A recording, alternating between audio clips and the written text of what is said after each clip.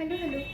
I am trying to make a video about my understanding of Shaiva-advaita, but apparently it is not that easy topic.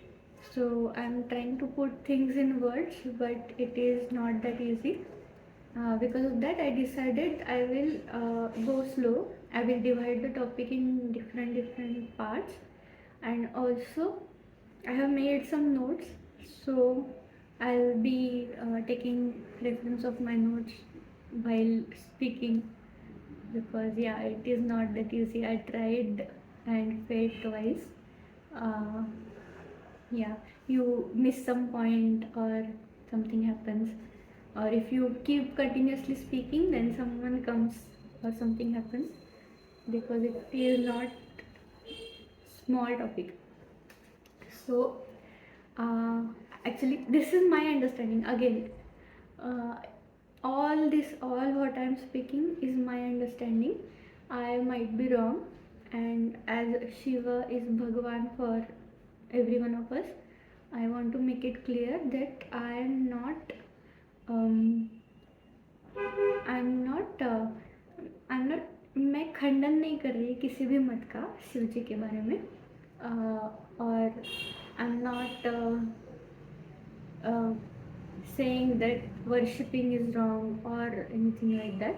I was just thinking about Shivji from Advaita perspective, and I was trying to understand Shaiva-advaita, and what I understood that I'm speaking about.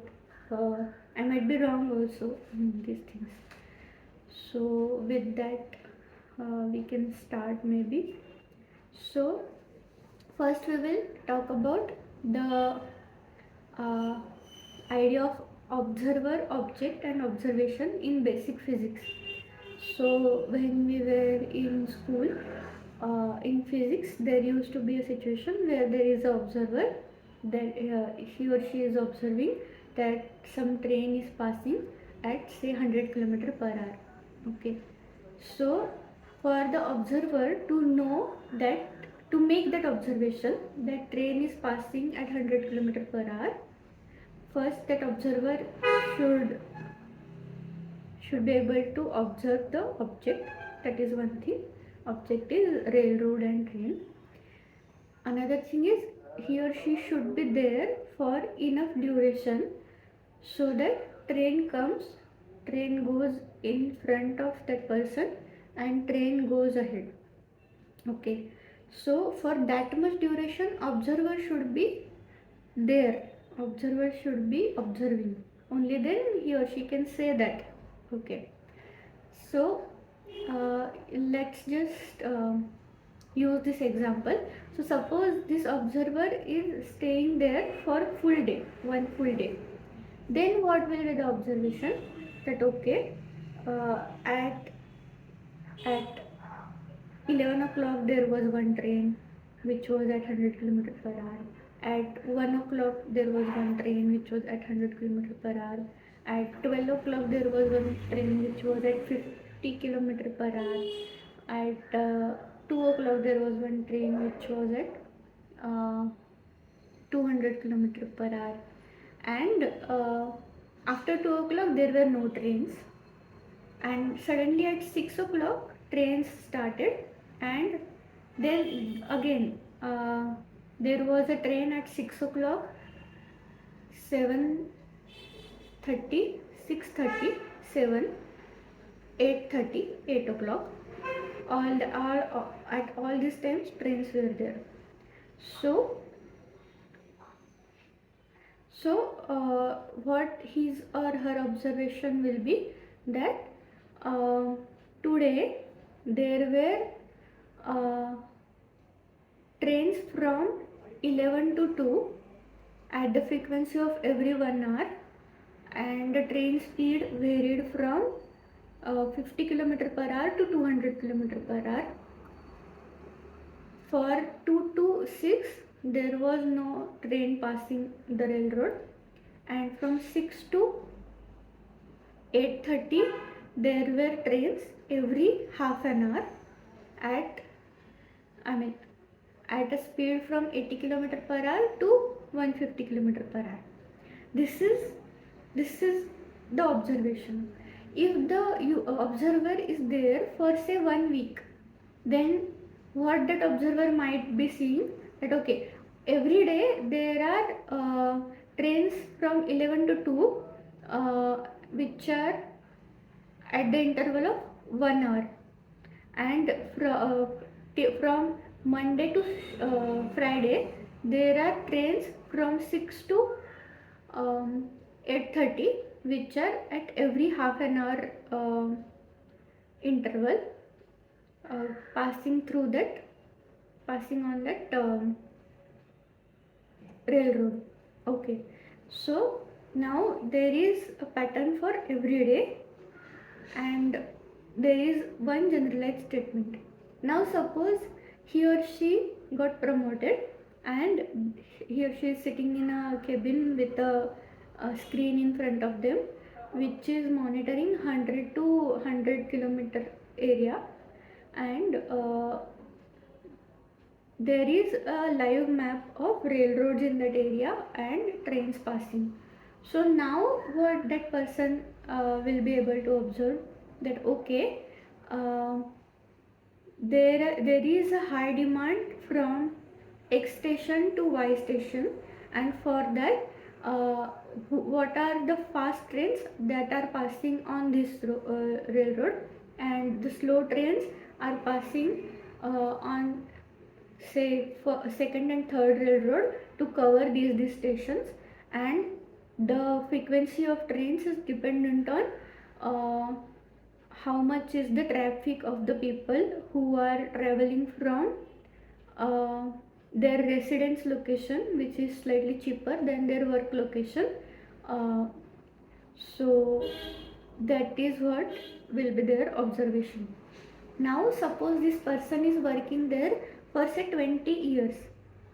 So what will be their observation, that whenever there is a new economy center booming, traffic to that center increases, and the people who are frequently traveling for multiple years to a already existing economy center, their purchasing power increases, so they with over time move towards their work locations, which is slightly expensive, and traffic from that location decreases, but yeah or whenever there is new economy center booming, the traffic to that location increases.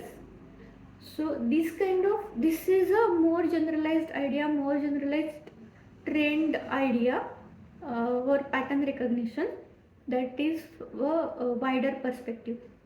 Okay, so this is now observer, object and observation, this I have discussed. uh, so now we will go to symbolism of Shiva. So Shiva's symbolism, we know that there is a Shivalinga, which is a stone, elevated stone, and another symbol of Shiva is Kailasha Parvat. So in both these things, it's achala.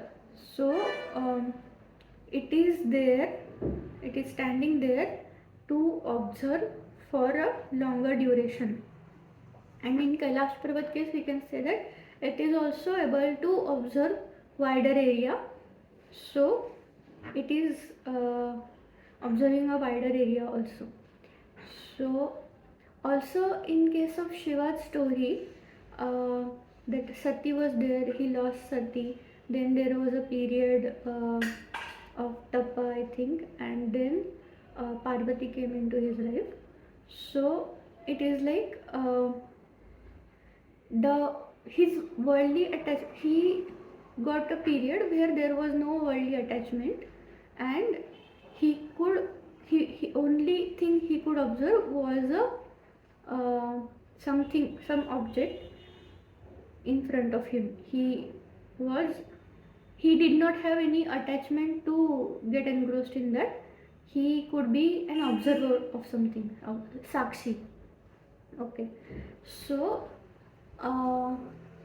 this Sakshibhava I wanted to associate with Shiva. I mean, I wanted to look at from this angle. So we can actually think that Shiva is who?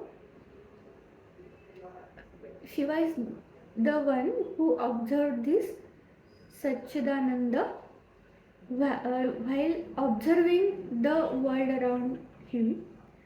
So SatChitAnanda is a pattern. Okay, this is a pattern recognition. If you observe something for enough duration with enough of data, like wider angle will give more data. So if you do that, then you find out some pattern or you find out some information from that is SatChitAnanda. Okay, SatChitAnanda, in earlier videos I have discussed that Sat is existence, Chit is accumulation or grown state or elevated expression, and Ananda is destroying something into new things or getting destroyed into new things. So I am looking at SatChitAnanda from this perspective, and we can consider this as Shiva's observation. But there is one more thing here. So now, actually, in case of world, if we are saying some rule or some idea is applicable to everything in the world, then you cannot observe the world from outside, right? So you have to, in your head, you have to create this third person perspective who is observing. In reality, you are part of that, you are part of the thing which you are observing. Actually, I think there is symbolism for this also. Again, this is my observation and understanding, this can be wrong, but if you see on Shivalinga, there is always a dhara, there is always a water which is falling, or some people put milk also. So Shivalinga is always in the pravaha, that is achal, but that is always in the pravaha. This is also showing that the observer is part of the object. In this case, the thing which is being observed, observer is also part of that. But if that observer could exist there for long enough and observe from third person or observe by getting slightly detached, that person can observe SatChitAnanda. So actually for this video I'll stop here only. There is further discussion, but I'll do it in next video. Thank you.